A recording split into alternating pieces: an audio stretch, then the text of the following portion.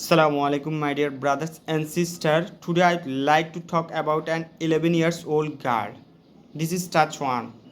When an 11 years old girl go outside of home and she involved a illegal relationship with another boys, and she create a Facebook post, don't worry father, don't worry mom, just feel wow, I am stay here good.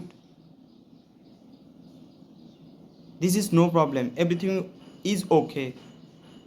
Nobody try to protect it because it is the modern social culture.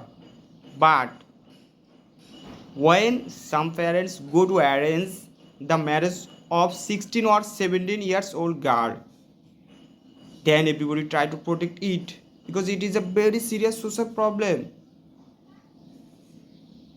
Maximum people stand by against there, and our foolish